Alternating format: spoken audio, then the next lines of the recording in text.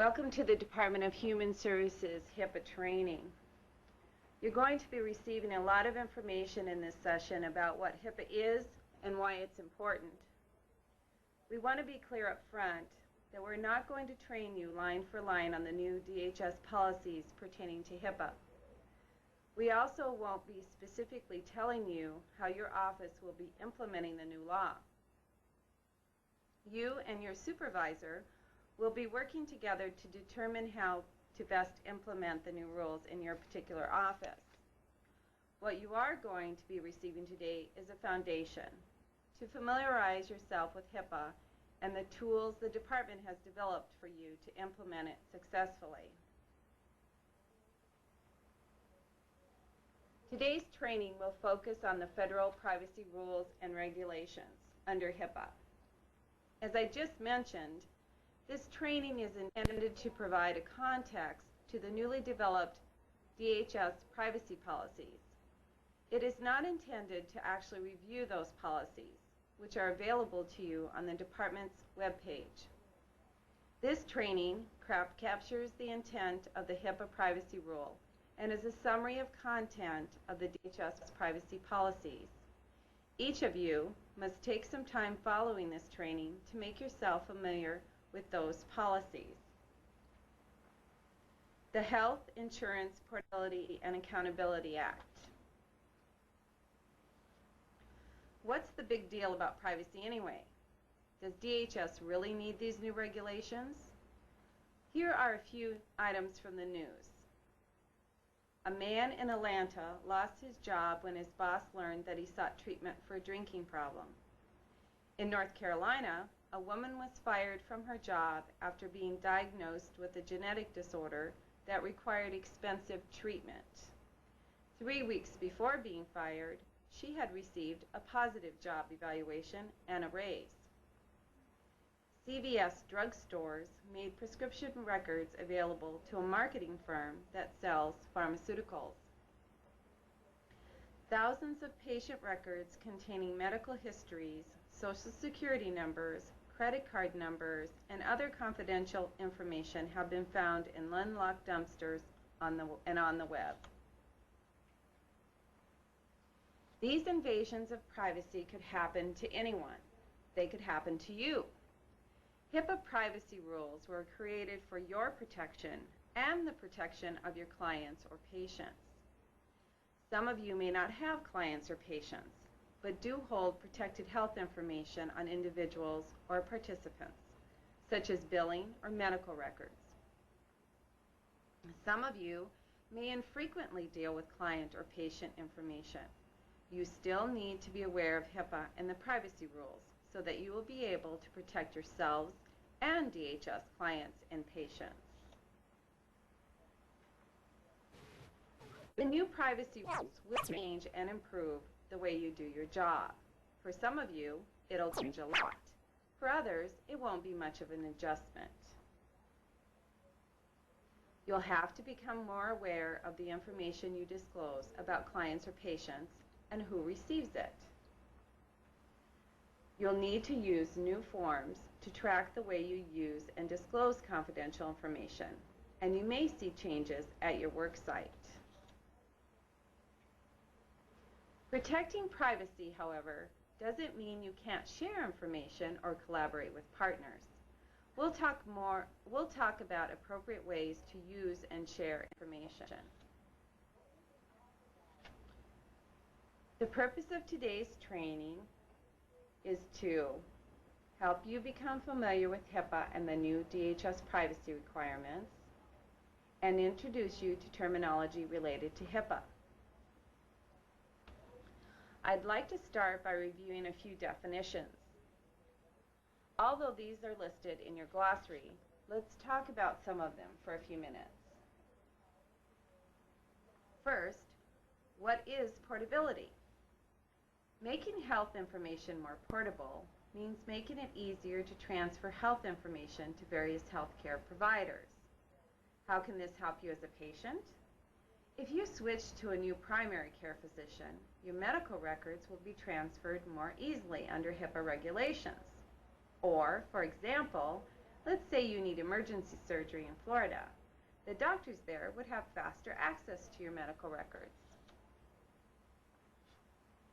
Although HIPAA emphasizes the electronic transfer of health information, the privacy regulations apply to information in all formats, including written and spoken communication.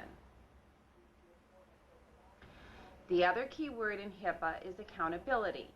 As a DHS employee, you may have access to personal information about participants, staff, clients, and patients. You're responsible for keeping that information private and only disclosing it to people who have a legal right to access it. Accountability is the backbone of HIPAA privacy regulations. Let's look at other HIPAA-related terms you'll hear today. When many of you hear the acronym PHI, you might think of private health insurance. But in HIPAA, PHI stands for Protected Health Information, and it refers to any health-related information that belongs to an individual. It includes information about an individual's physical and mental health status, treatment that person has received, and payments related to health care, including insurance claims and billing information. Although HIPAA talks about PHI, most DHS privacy policies include all confidential client or patient information, whether it's health information or not. Covered entities are the people and organizations that have to follow HIPAA regulations. The Department of Human Services has been determined to be a covered entity and therefore must comply with HIPAA. Some of our partners may be covered entities and others may not. The bottom line to the new privacy rule is this: use your best judgment to protect private information. Protect information about clients and patients the same way you'd protect your own information. And remember that HIPAA is not about refusing to share information, but working collaboratively. It's about protecting privacy.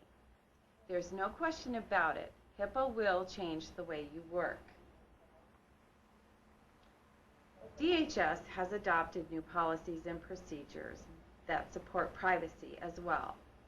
While these new rules provide safeguards for clients, patients, and participants, they continue to allow appropriate sharing of information that is necessary to our work. Today, you'll receive training in all 9 policy areas. They are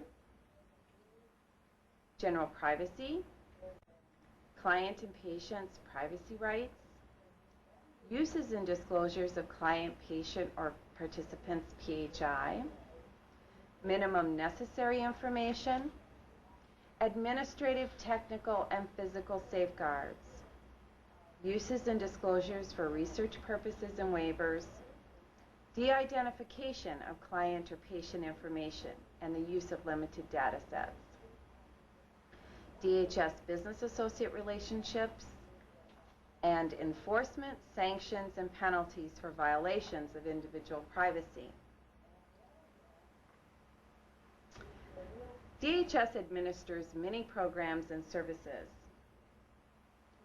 As a DHS employee, you have access to confidential information that must be safeguarded under state and federal laws. And you must understand how you can use that information, when you can use it, and when you can't. In fact, DHS will require all employees to sign a Privacy Program Statement of Understanding, or DHS 2091, that outlines your role and responsibility in protecting privacy. HIPAA privacy rules are concerned with the privacy of protected health information, or PHI. DHS has prepared a Notice of Privacy Practices that describes how DHS may use, disclose, and access protected health information. However, DHS rules cover the privacy of all information, In other words, all client or patient information is considered confidential, whether it's protected health information or not. As we talk about general privacy, keep in mind that privacy rules apply not only to your job, but to your protected health information as well. In general, there are 3 categories of people whose information is likely to be kept at DHS. DHS clients and patients, participants, and licensees and providers. So, how do you handle the information DHS holds for each of these categories of people? Let's start with DHS clients and patients. Our clients or patients are people who request and use the services we provide. These people include applicants or recipients of services, such as those who apply for or are admitted to an intermediate care facility for the mentally retarded, a state hospital, or who are committed to the custody of DHS. Children under guardianship through court-ordered commitment to the Human Services Center. Individuals receiving outpatient electroconvulsive therapy or forensic evaluations. Or other services such as vocational rehabilitation services, service to the blind or visually impaired, substance abuse services, or respite care for developmentally disabled adults. All information about DHS clients and patients is confidential, so it must be protected according to DHS policies and procedures. So, when can you use or disclose client or patient information? Well, if the client or patient or their personal or legal representative authorizes the use and disclosure by signing a release form, or if it's permitted by the DHS uses and disclosure policy.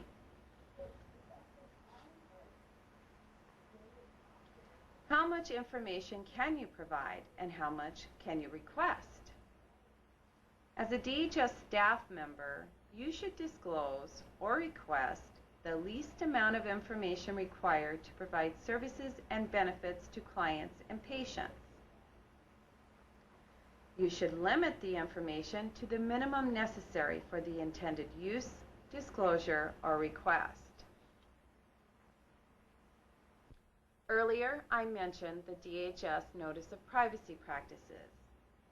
DHS needs to inform all clients and patients about its privacy practices. To do this, DHS has provided a copy of this notice to all current clients and patients and will provide a copy to anyone who applies for services in the future. Clients and patients have specific rights regarding how their personal information is used and disclosed. You will hear about this in the session on client-patient privacy rights. How about participants? Participants are individuals we have information about, but aren't directly receiving services from DHS. For example, when consumer satisfaction surveys are completed on individuals served by community mental health centers. So, how can you use and disclose participant information? It depends on whether the information is individually identifiable. In other words, if the individual's name can be associated with the information. If the information is identifiable, then it's confidential and subject to federal and state restrictions, as well as DHS policies.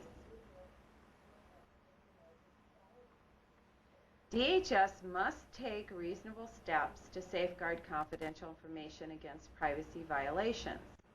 Each division and facility needs to determine what's reasonable for that specific location. A safeguards assessment tool will be used to assist in making those decisions.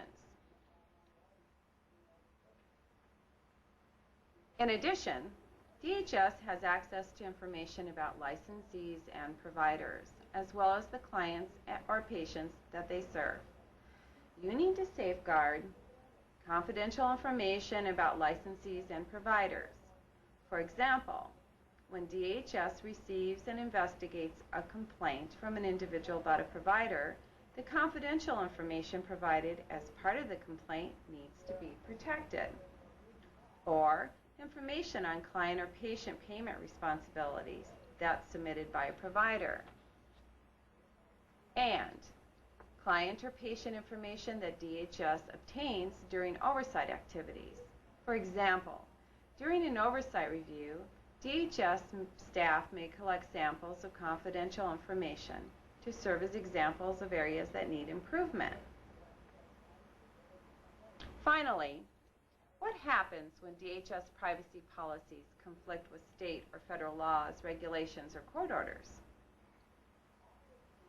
If that occurs, consult with your supervisor, but in general, you should follow the stricter standard rule. In other words, if a law, regulation, or court order imposes a stricter requirement than DHS on safeguarding information or protecting privacy, follow the stricter standard. If knowing which policy applies is too confusing, consult your supervisor about how to proceed. Next, we'll talk more specifically about client-patient privacy rights.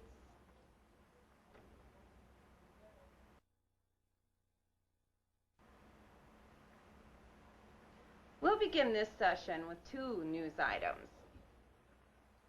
A healthcare worker disclosed the positive HIV status of the late tennis star Arthur Ashe. This information was published by a newspaper without his permission. In 2001, a former patient sued Johns Hopkins Hospital for releasing his medical records to a former friend and business associate. The friend disclosed the patient's former drug abuse problems to his family, friends, clients, and business associates. What privacy rights do clients and patients have? First, clients and patients have the right to access their own information, including protected health information. In addition, DHS provides clients and patients with the information that was used to make decisions about them. For example, an individual in a DHS inpatient CD unit may be required to submit to a drug test to determine illicit drug use in compliance with a court order. The staff's decision as to whether the individual is in compliance with treatment would be based on the results of the test, so those results would be shared with the client or the patient. However, there are limits to what information you can share. Clients and patients cannot access several items about themselves, including psychotherapy notes. Let me explain to you that psychotherapy notes are notes recorded in any medium but separate from the individual's medical record. An example would be handwritten notes kept by the healthcare provider during counseling session. Also, clients and patients cannot access information that's being used in civil, criminal, or administrative proceedings. DHS can deny an individual access to their own health information if it may result in risk or harm to that person or to someone else. So, does DHS have to let the client or patient review the denial? Sometimes yes, and sometimes no. For example, the agency is not required to provide a review if the information was obtained under a promise of confidentiality or by someone other than a healthcare provider. However, a client or patient has the right to have the denial reviewed in some cases. For example, if the information may endanger the life or physical safety of the individual or someone else. This may occur if the client or patient is prone to violence. DHS must provide the information at a convenient time and place and in the format requested. Here's what that means. A client or patient can request that DHS send the information by an alternative means.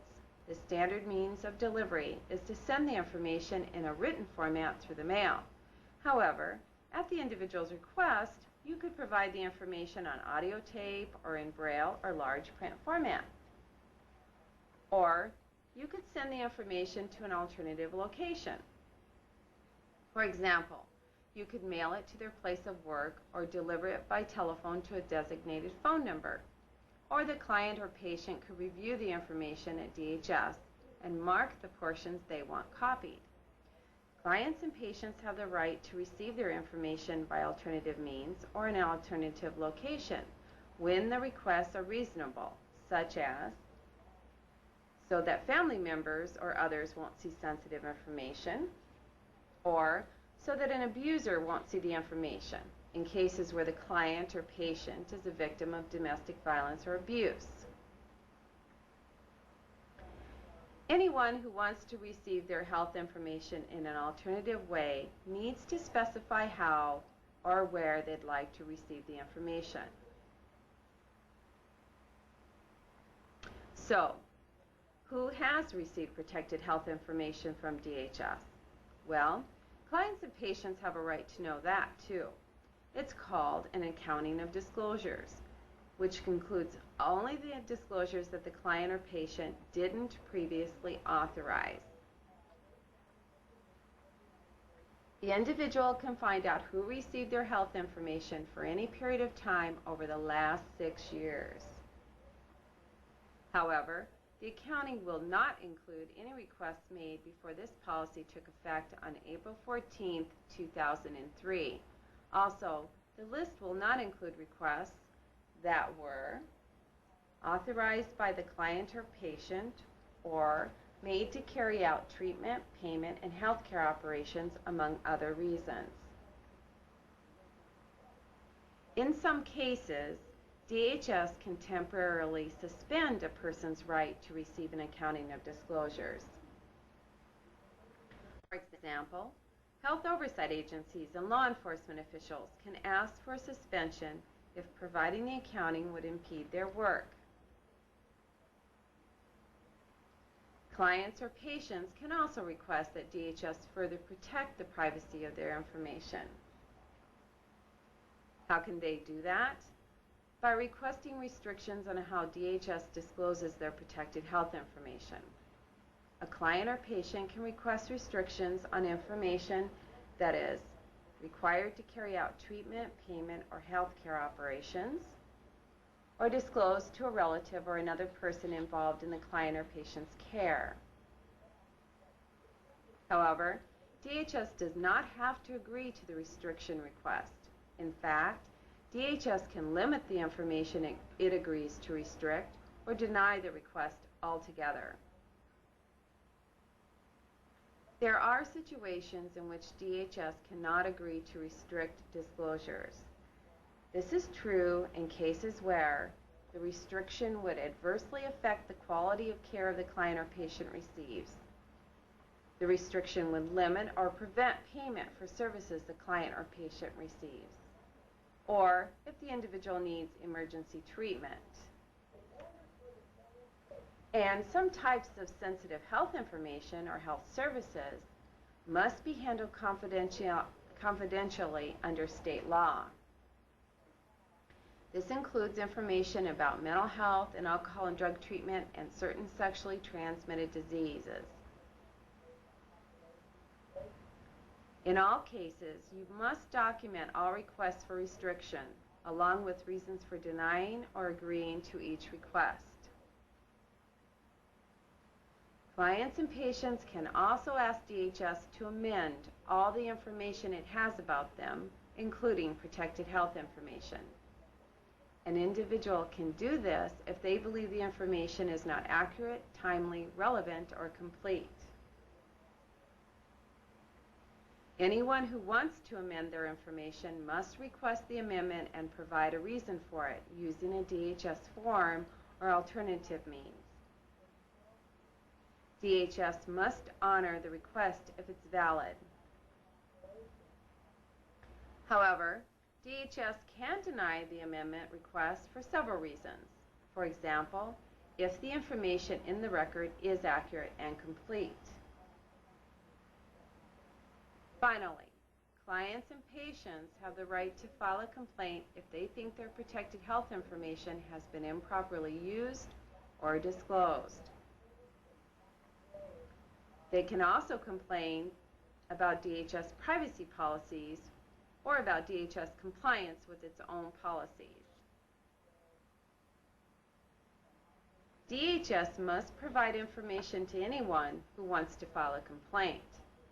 This information must include how to contact the specific person or office that should receive the complaint. DHS, nor any of its employees, are allowed to retaliate in any way against someone who wants to file a complaint.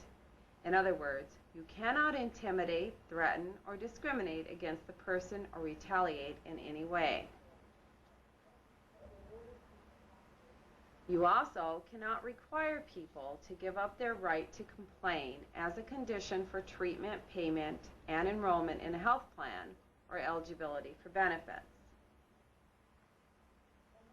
Finally, all complaints must be reviewed and documented, along with DHS actions resulting from the complaint. Next, we'll move on to uses and disclosures of client, patient, or participants' protected health information.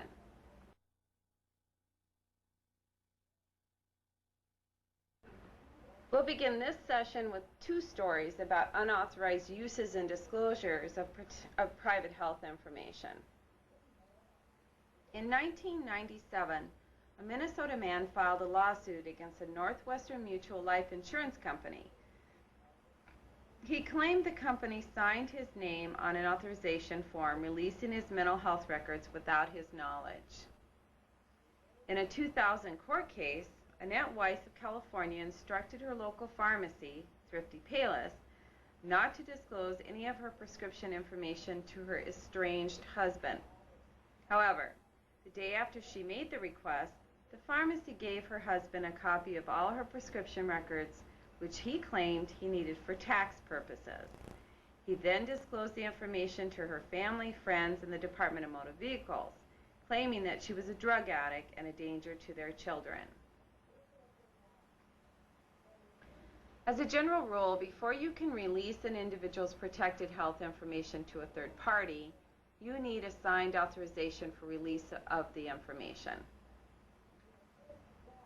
Authorizations are generally voluntary. You cannot make authorizations a condition of treatment, payment, enrollment in a health plan, or eligibility for benefits by a health plan. For example, a health plan cannot prohibit you from enrolling unless you agree to let a pharmaceutical company market a product to you. There are a few exceptions in which DHS can require authorization. One is before providing research-related treatment. For example, if a client or patient is going into a clinical trial and the individual's treatment is related to the research, you can require authorization. Or, in order to get the information needed to determine applicant eligibility for a health plan or other programs, in this case, the authorization cannot require use or disclosure of psychotherapy notes.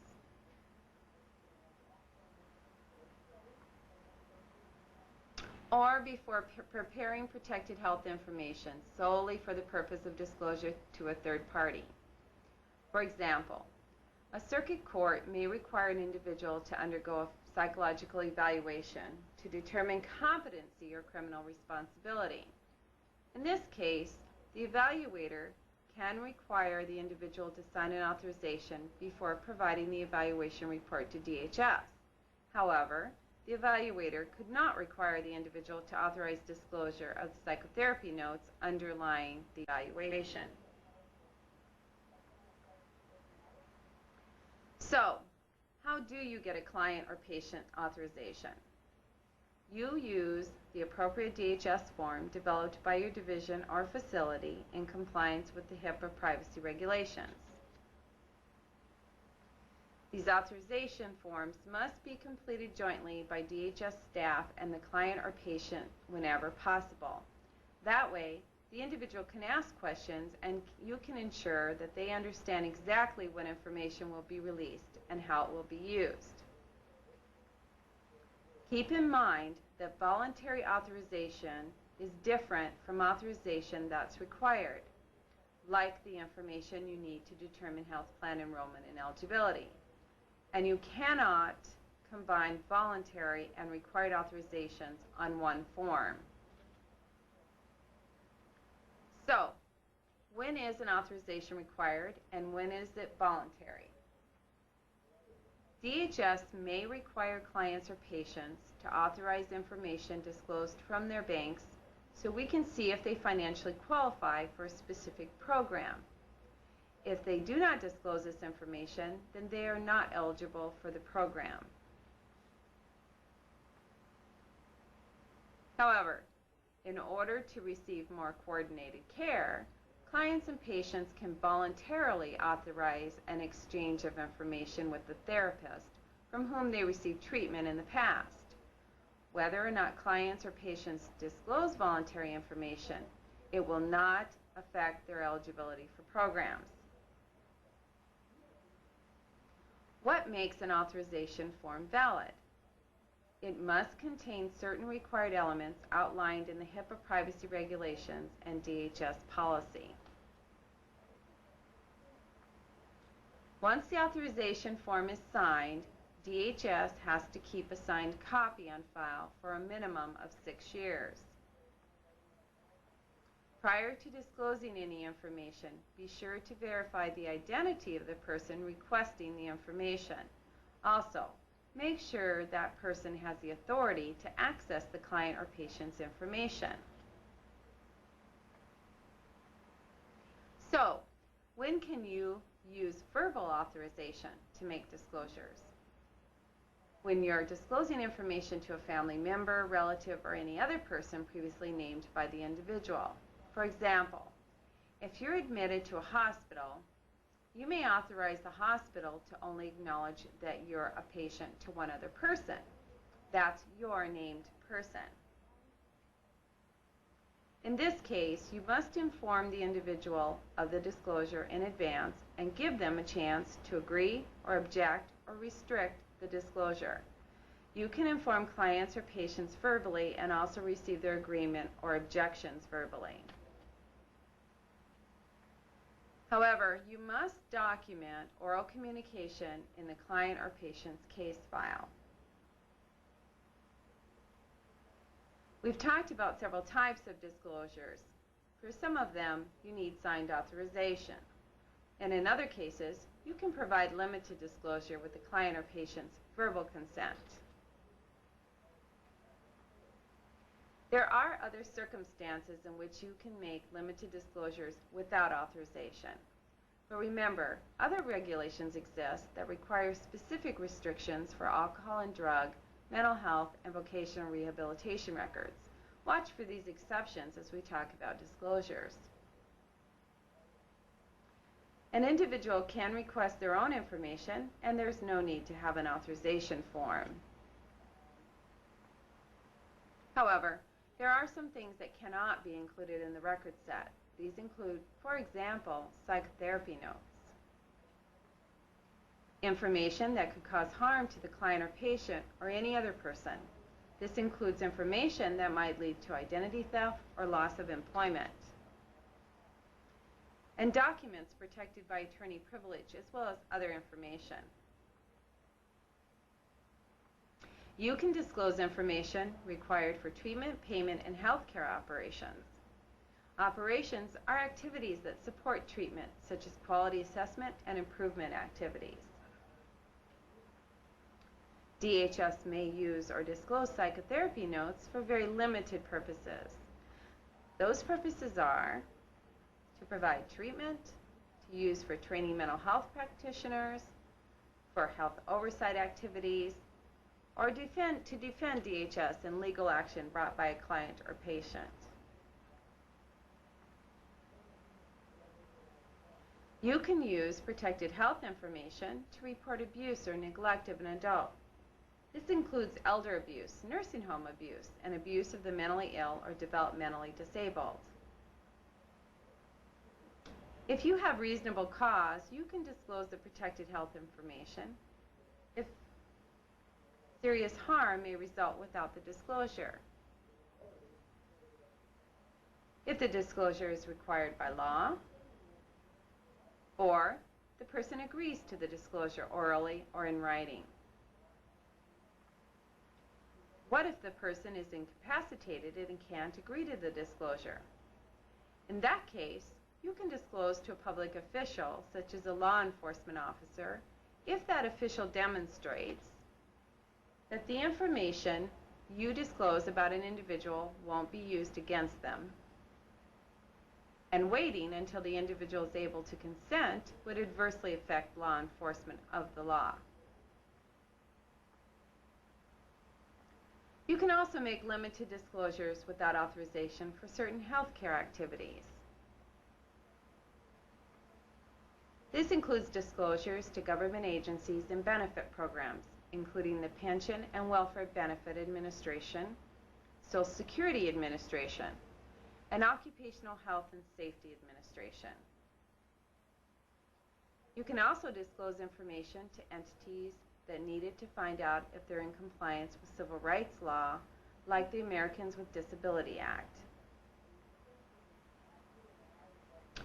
DHS can also provide limited disclosures without authorization for judicial or administrative proceedings. However, you can only provide the protected health information that's specified in the order. And it must be accompanied by a subpoena, discovery request, or other lawful process. In addition, you must be satisfied that you've made a reasonable attempt to notify the individual about the request, or secured a qualified protective order from a court or tribunal. In some cases, you need more than a subpoena. For example, you need a special court order to disclose information without authorization about an individual in an alcohol and drug treatment program. You can provide limited disclosure without authorization for law enforcement purposes too. Some types of wounds and injuries can be reported as required by law. These include gunshot and stab wounds and burn injuries. You can also disclose information to comply with legal orders, including court orders and subpoenas. A law enforcement official may ask you to disclose information that will help them identify or locate someone, like a suspect or a missing person. You can disclose only limited information, such as the client or patient's name, address, and social security number. You cannot disclose protected health information related to DNA or DNA analysis, dental records, typing, samples, or analysis of body fluids or tissues.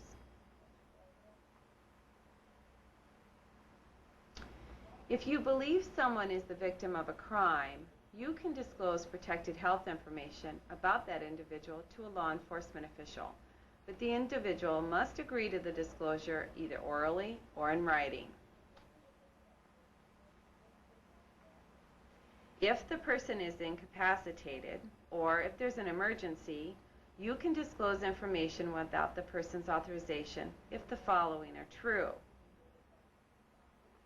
The information is needed to determine if the law has been broken by someone other than the victim, and the information will not be used against the victim.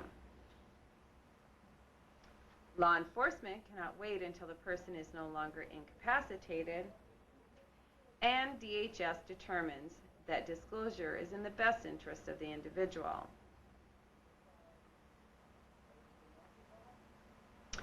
You can also provide limited disclosures without authorization for specialized government functions. For example, to military command authorities who need information on armed forces personnel in order to execute a military mission. Also, to federal officials engaged in national security activities. You can provide limited disclosures without authorization to a correctional institution or law enforcement official for the purposes of providing health care to an inmate or protecting the health and safety of that inmate or other inmates. You can provide protected health information for use within DHS for internal communications. In these cases, you would disclose the minimum necessary information. We'll talk more about that a little later. You can also provide information to the following: to coroners or medical examiners to use in identifying bodies or determining cause of death, to funeral directors as needed to perform their duties. You can also disclose protected health information just prior to death, to organ procurement organizations that facilitate transplants. For research purposes, we'll discuss that more in detail later. To avert a serious threat to health or safety, for example, to prevent or lessen a serious or imminent threat. In case of emergency, to the extent needed for emergency medical treatment.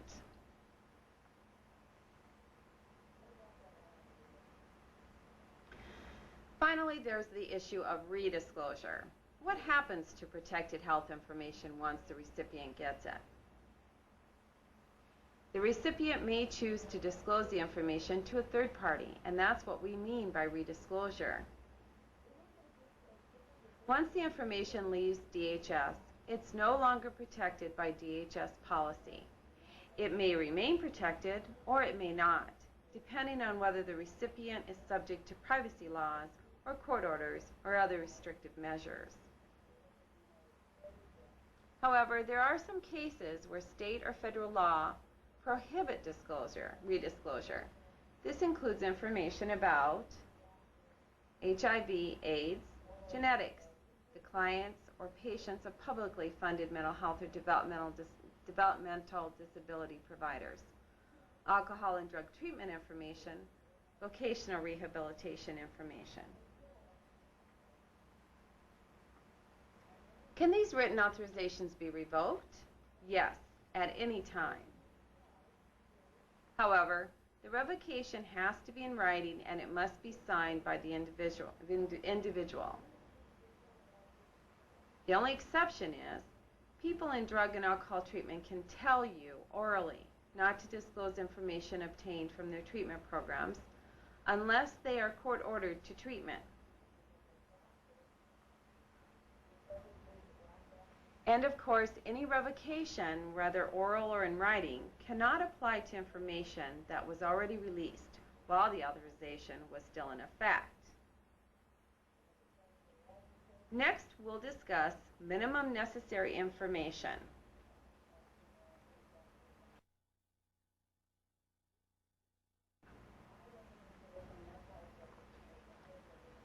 We'll begin our next session with two news items.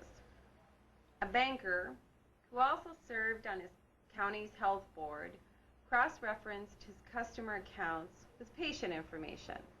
Then he called due the mortgages of anyone suffering from cancer. A New Hampshire psychiatrist was fined $1,000 for repeatedly looking at the medical records of an acquaintance without permission. Because there was no state law making it a crime to breach the confidentiality of medical records, he was charged with misusing a computer. There's a general rule that guides what information you can disclose about someone. This rule requires us to disclose the least amount of information required to provide services and benefits to clients and patients.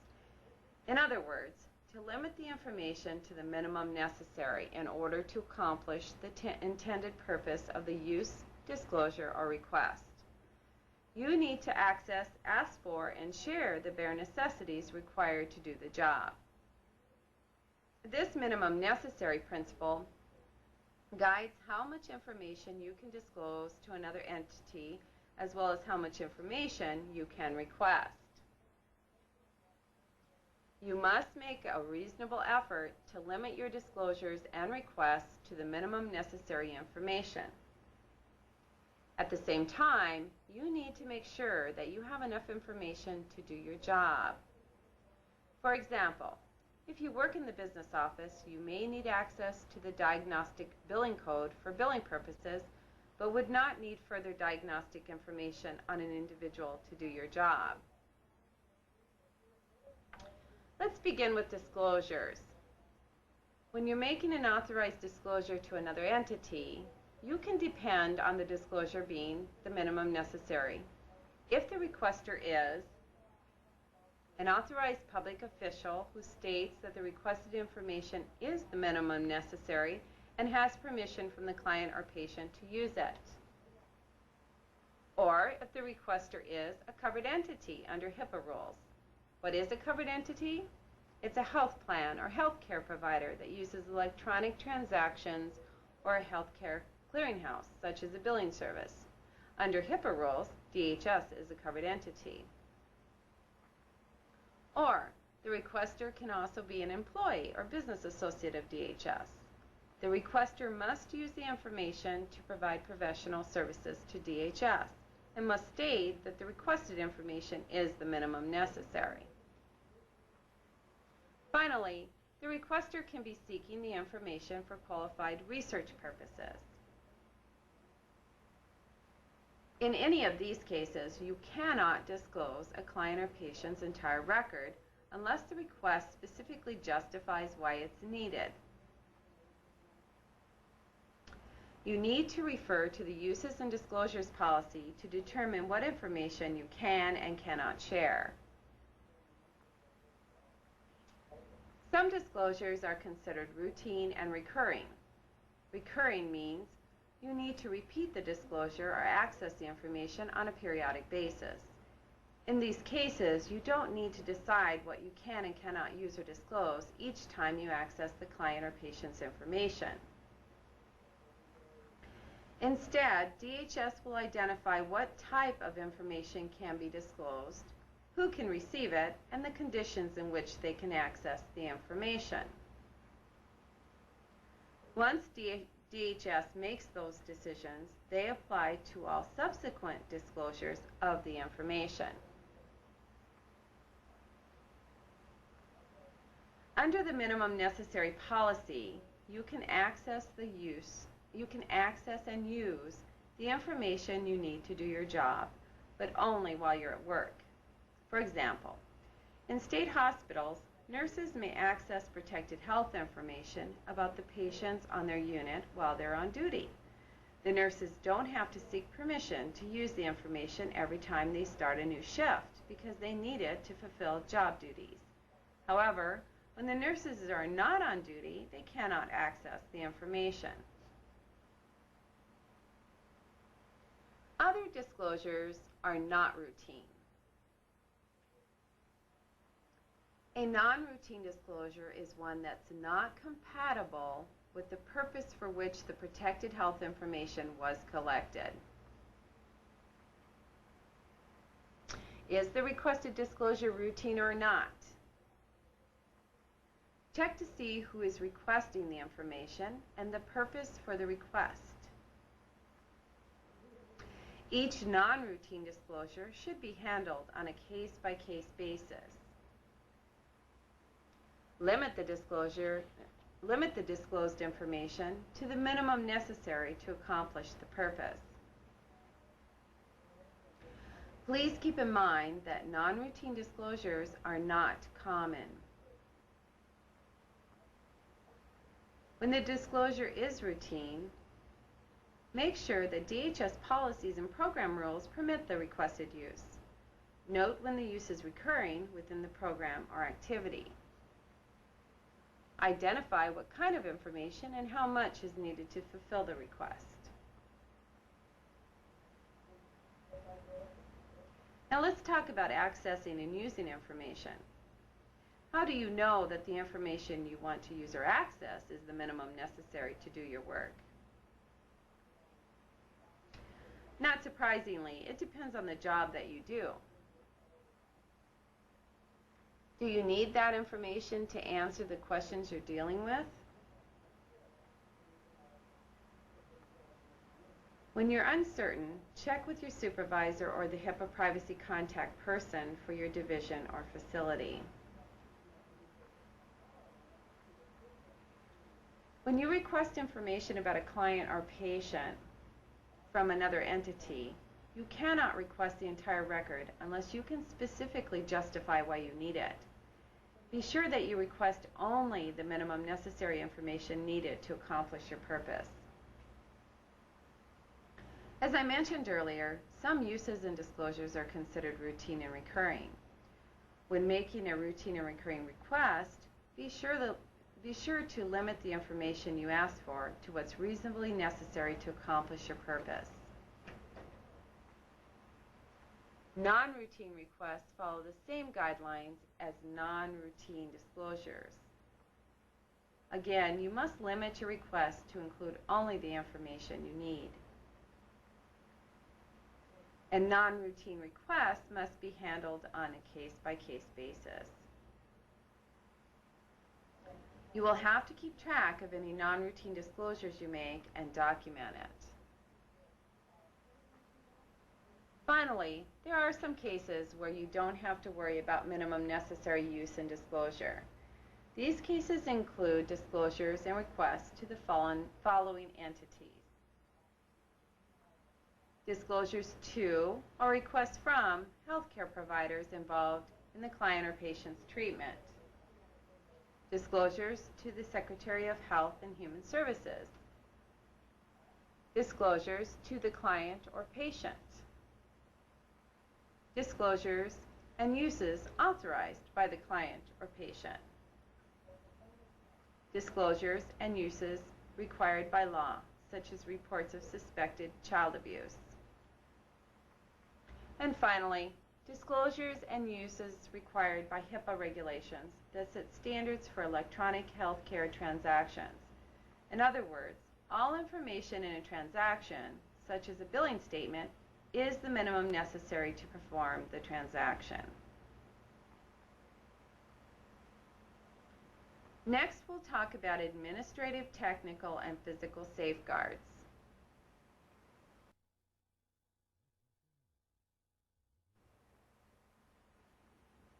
Let's begin this session on safeguarding information with two more news items. The Arkansas Department of Human Services neglected to erase confidential Medicaid records from computers it was selling as surplus. The department also sold a filing cabinet to a man who found files for Medicaid clients in one of the drawers. The files included Social Security numbers and birth dates. The 13-year-old daughter of a hospital employee visited her mother at work. As a joke, she took a list of patients' names and phone numbers, called them, and told them they had been diagnosed with HIV. Clearly, DHS has to protect information from any access, use, or disclosure that's in violation of HIPAA policies. DHS must take reasonable steps to safeguard confidential information against privacy violations. Whether the violation is intentional or unintentional, and no matter how it occurs, on paper, electronically, orally, or through a visual representation. Throughout this session, we'll discuss reasonable safeguards that you must take to protect information from unauthorized use and disclosure. But what does that mean? The Federal Office of Civil Rights, which is responsible for enforcing HIPAA, points out that reasonable safeguards cannot guarantee the privacy of PHI from any and all potential risks. Instead, when you consider what's reasonable, DHS needs to take into account all workplace circumstances, including the potential effects on client or patient care, the expense of safeguards, which need to be cost-effective, and the administrative burden that can result from safeguards. DHS has prepared a survey called the Safeguards Assessment Tool. Its purpose is to help DHS assess the security of protected health information in your work environment and to suggest ways to improve privacy protection. And you can improve privacy at your work site without spending a lot of money. Keep in mind that it's up to each division or facility to determine what safeguards would be reasonable in that specific location. One of the most important things you can do is to help each other learn these new ways to safeguard information. For example, if you can hear a discussion in the hallway or in the next cubicle, let your coworker know about it. The same is true if you can see your coworker's computer screen or see confidential materials left out in the open.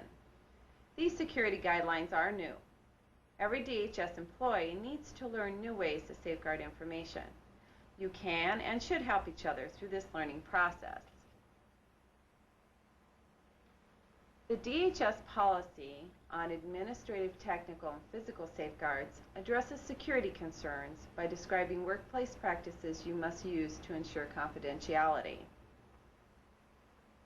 We'll start by discussing how to handle paper records.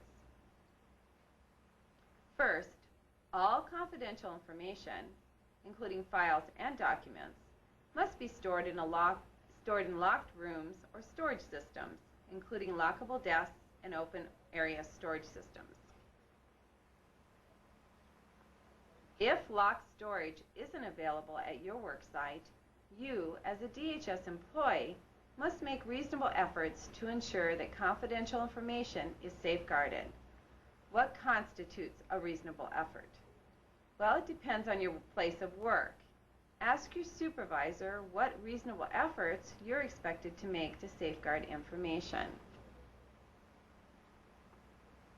What happens when you're ready to dispose of confidential files and documents? First, make sure that you've met the requirements for retaining the records before you destroy them. For example, HIPAA requires you to retain health information for 6 years. Until you're ready to dispose of them, you must store them in containers that are clearly labeled confidential. The containers may be in your office area or in a storage room and must be locked up after business hours or whenever authorized staff members aren't present. If your office uses a centralized bin or shredder, you must seal the information in a container labeled confidential and place it in a lockable storage room prior to shredding. If your work site does not have storage rooms that lock or centralized bins for shredding documents, you must follow reasonable procedures to minimize access to the information. Again, ask your supervisor to find out about reasonable procedures in your place of work. Confidential records must be shredded on a regular basis, preferably every day. DHS staff members need to ensure that it's done. As a DHS staff member, you have to take reasonable steps to make sure you're not overheard when you're discussing confidential information with authorized people. No matter where you're holding the discussion, you have to be aware of privacy protection. To facilitate private discussions, each DHS workplace will designate interview rooms or enclosed offices where you can discuss confidential information. There are some exceptions, though. Some workplaces are open environments that don't have many offices or closed rooms. In these places, you can make authorized verbal disclosures as long as you meet the requirements for providing reasonable safeguards and disclosing the minimum necessary information. What is a reasonable safeguard? Be aware that verbal exchanges of confidential information can be overheard, and the risk of unauthorized disclosure depends in part on where you're having the conversation. For example, these locations are considered low risk for unauthorized disclosures: interview rooms, enclosed offices, and conference rooms. Medium risk locations include employee-only areas, individual cubicles, and telephone cubicles. High-risk locations are public areas, reception areas, and shared cubicles. Finally, visual records must be protected from observation so that confidential information is shielded from unauthorized disclosure. How can you accomplish this? Well, for example, computers can be placed so that only the authorized user can see the screen. In addition, you can use polarized computer screens or screen overlay devices so that only the authorized user can see the information. If you're the authorized user, you can clear the confidential information from the screen when you're not using it. You can and should lock down your workstation when you're not using your computer. Also, you should always log off of your computer when you're away from your work area for any length of time, especially at the end of each workday. And paper documents containing confidential information need to be protected as you're working on them. This includes documents located on desks, fax machines, photocopiers, printers, and portable electronic devices, such as laptop computers and Palm Pilots. It also includes documents left in common areas, such as break rooms, reception areas, or cafeterias.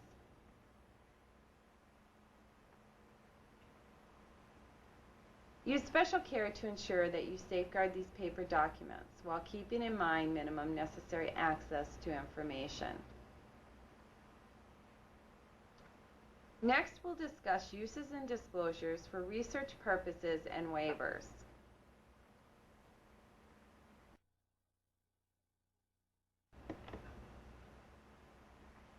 Before we begin the research session, I'm going to read 3 news stories. University of Minnesota researchers violated the confidentiality of organ donors when it mailed a survey to 1,200 transplant recipients participating in a long-term research study. In the mailing, they mistakenly revealed the names of those who had donated their kidneys to recipients. Although many recipients already knew the name of their donor, more than 400 people learned their donor's identity for the first time. In November 2001, a psychologist mistakenly posted the mental health records of 20 children on a public website. And in a National Journal story, a New Jersey woman reported that her father, a physician, agreed to allow slides of his cancer cells to be used in research. He was promised anonymity, but his name was entered into a computer associated with the slides, and the colleagues quickly began calling to offer their condolences. You've heard that protected health information can be used for research purposes, but let's back up for a minute and ask a basic question. What is research? HIPAA defines research as a systematic investigation designed to develop or contribute to the generalizable knowledge. In other words, research contributes to knowledge of the population as a whole, based on information obtained from a sample group of people. It can include research development, testing, and evaluation. So, when can you disclose information for research purposes? If you have the client or patient's written authorization, you can disclose information for research purposes. You can also disclose information for research purposes without the client or patient's written authorization. And you can do this no matter who's funding the research project. However, doing this requires a waiver of the individual's authorization. The waiver must be approved by an institutional review board called an IRB or a privacy board.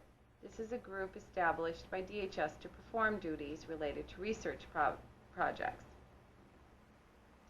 The privacy board may use different titles, such as the Ethics Committee at the Human Services Center. Sometimes, in order to prepare for a project, a researcher may request access to health information before the research project begins. If the research falls under HIPAA's exceptions, then DHS needs to see if state and federal laws permit the disclosure without an individual authorization or a waiver. If access is permitted, then you can disclose information if the researcher agrees to certain conditions in writing. However, if there's any doubt about whether the research falls within HIPAA's allowed exceptions, you'll need to request a review and a waiver from the IRB or Privacy Board. You may get requests from researchers who want to access information about people who are deceased. Again, if the research falls under HIPAA's exceptions, then DHS needs to see if state and federal laws permit disclosure of the information without an authorization or a waiver. There are challenges to getting information in some cases, including getting authorization for information about the deceased. These are special cases, and you should check policies or ask the DHS HIPAA privacy contact for more information. Sometimes it's not appropriate to disclose information even about the deceased. For example, someone who died of AIDS may not have wanted that information to be disclosed. And again, if there's any doubt about whether the research falls within HIPAA's allowed exceptions, you'll need to request a review and waiver from the IRB or Privacy Board. Next, we'll discuss de-identification of client-patient information and use of limited data sets.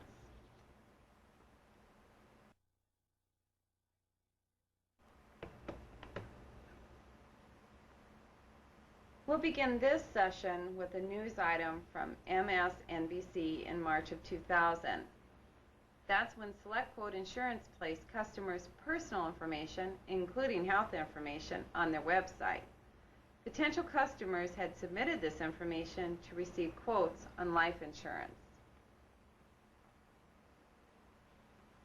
Sometimes DHS employees, outside researchers, and others will want access to information about clients or patients and other individuals. Yet they don't need information that specifically identifies these people. Under HIPAA rules, we call this de-identified information. As you've heard during today's session, DHS is committed to protecting health information that's related to individuals. But after information is de-identified, it's no longer related to an individual, so it doesn't need privacy protection anymore. De-identified information can be used by anybody for any purpose.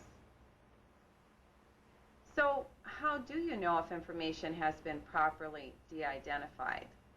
Well, basically there are two ways. Have a statistician or someone else with appropriate credentials render the information de-identifiable. Or, DHS can remove all possible identifying data from the protected health information. And you need to remove this data not only for the individual, but for their relatives, employers, and household members. Here are a few examples of the information that must be removed. Names. All geographic information smaller than the state of residence, including street address, city, county, and zip code. All specific dates relating to an individual except for the year. This includes dates of birth, death, and admission to a healthcare facility. Telephone numbers, Social Security numbers, medical record numbers, health plan beneficiary numbers such as Medicaid prime numbers, and any other unique characteristic, number or code for the individual.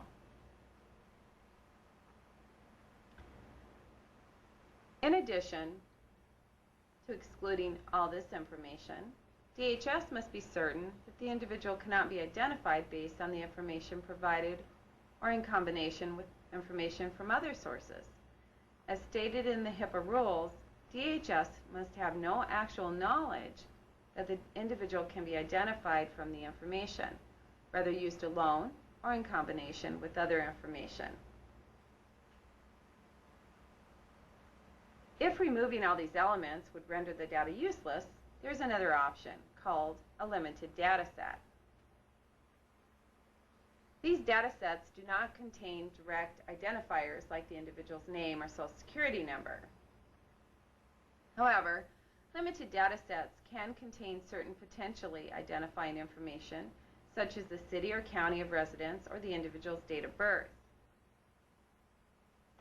So, who can use information that is de-identified or compiled in a limited data set? Well, DHS can use and share the information for its own work, as long as it's been properly de-identified.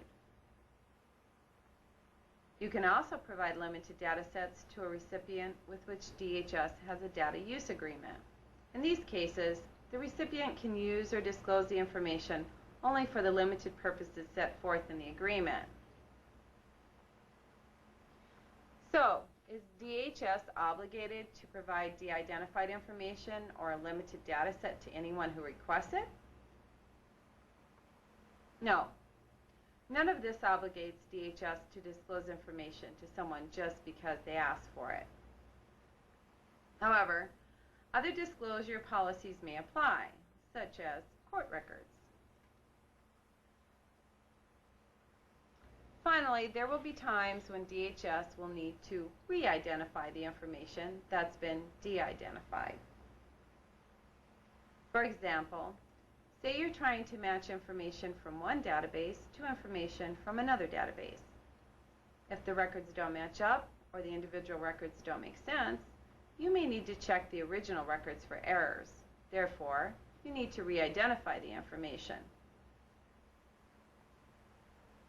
Note that the re-identification process would be done at DHS, and the process could not be disclosed. Next, we'll review DHS Business Associate relationships.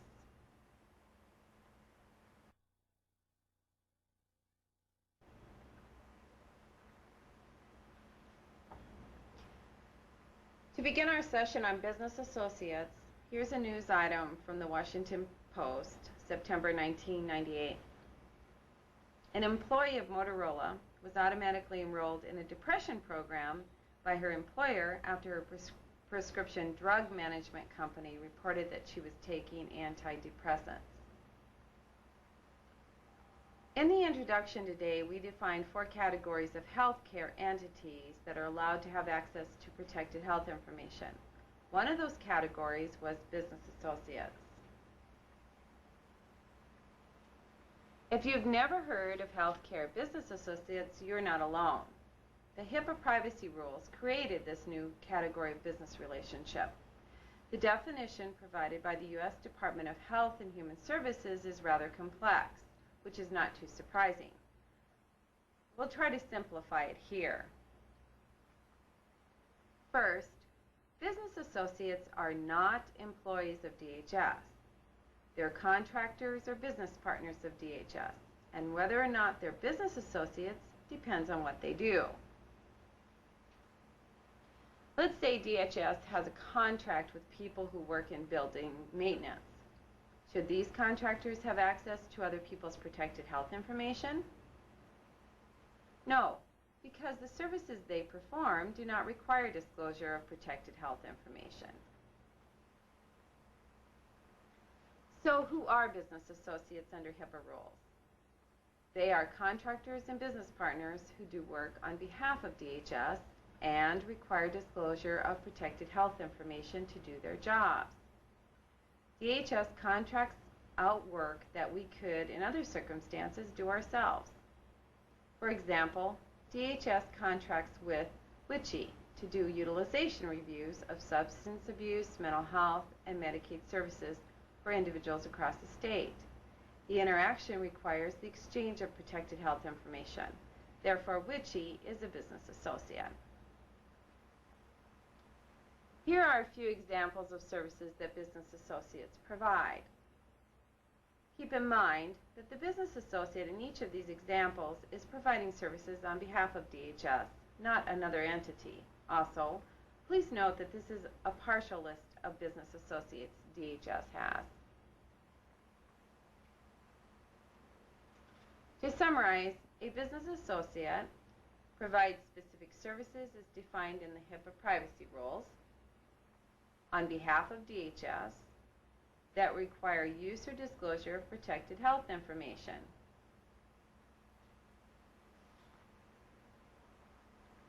Business associates must have a legal contract with DHS, or there must be a memorandum of understanding that sets forth good faith assurances of privacy. This contract or agreement requires the business associate to safeguard the protected health information. So what about other government agencies? Would they be considered business associates? Well, looking at this definition, you can see that they would not be business associates. After all, people in other agencies are not working on behalf of DHS. They're providing services for their own agencies. So can you disclose protected health information to other government agencies? Yes, as long as those agencies are involved in paying for health care services, providing health care services, or processing claims related to health care services. And yes, those are the same criteria that business associates have to meet. Since governmental entities are not business associates, DHS would not have a contract with them. Instead, the department would enter into a memorandum of understanding that sets forth good faith assurances of privacy. In summary, DHS must have some sort of agreement about disclosure with its business associates, either a business associate contract or a memorandum of understanding that establishes a good faith assurance of privacy. And as you've seen, there are many entities that meet the definition of business associate. There are also other cases in which DHS does not need to establish a business associate relationship. These cases occur when the client or patient authorizes the release of protected health information. For example, DHS can release protected health information to a pharmacy based on the individual's authorization. In this case, the authorization form specifies what information can be disclosed. When DHS does not need to disclose protected health information to another entity. DHS has many business relationships, and not all of them require the use of protected health information. If the relationship does not involve protected health information, then you don't need to establish a business associate relationship. And when the client or patient cannot be identified from the disclosed information. In those cases, the individual's privacy is not an issue, so HIPAA privacy rules do not apply. In summary, before you execute a business associate contract, make sure it's needed. Is the entity doing business on behalf of DHS? Is it reasonable to think protected health information would be exchanged? If you can answer yes to both of these questions, then does the entity fall under the exceptions list of organizations that don't require a business associate contract?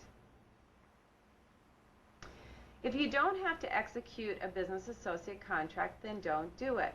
If you do, ask the DHS HIPAA privacy contact or the Office of Budget and Finance in the Pure Central office to make sure it's necessary and to be sure that the contract is appropriate under HIPAA regulations. For our final training session, we'll discuss enforcement, sanctions, and penalties for violations of individual privacy.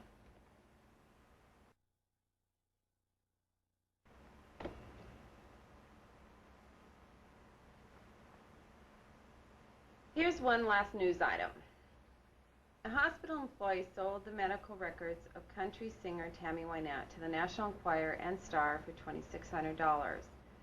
Because the employee faxed the records to the tabloids, he was convicted of wire fraud and sentenced to 6 months in prison.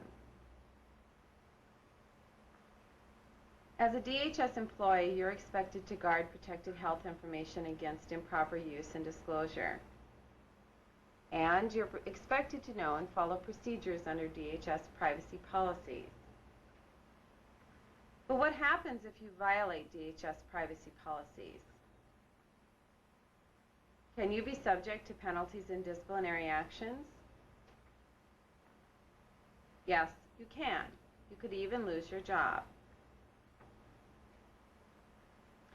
And if you knowingly and willfully violate a client or patient's privacy, you can be prosecuted in criminal court and subject to civil proceedings as well. In addition, as a state agency, DHS can be held responsible for failing to enforce privacy safeguards. The agency could be subject to federal penalties, including the loss of federal funds imposed by the Department of Health and Human Services.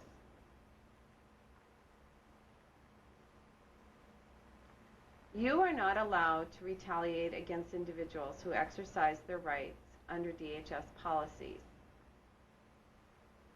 In other words, you cannot intimidate, threaten, coerce, discriminate against, or retaliate in any way against someone who files a complaint, testifies or participates in an investigation, or opposes any practices they believe is unlawful.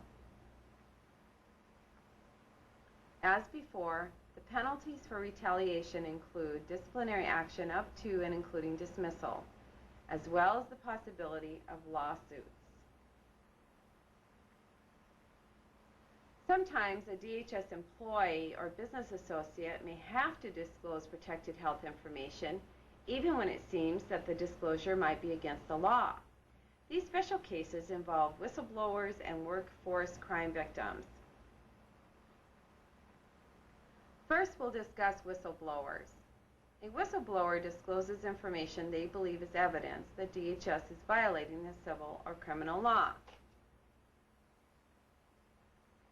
They make the disclosure on behalf of the public interest. The second special case involves workforce crime victims.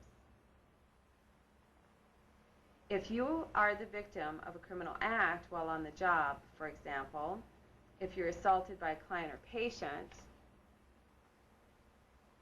you can disclose information about the suspected perpetrator to a law enforcement official. However, you must limit the information you disclose to the following: the suspected perpetrator's name and address,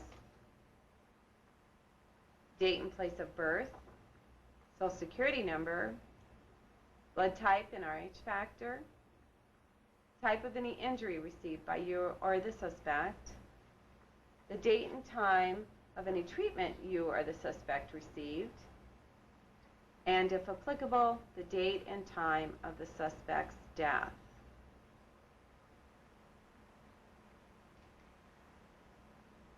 Now that you've completed this training, and after you have reviewed the department's privacy policies, you will need to complete the DHS Form 2091 Privacy Program Statement of Understanding, which can be located at the website found at the bottom of this slide. This concludes the Department of Human Services HIPAA training. Thank you.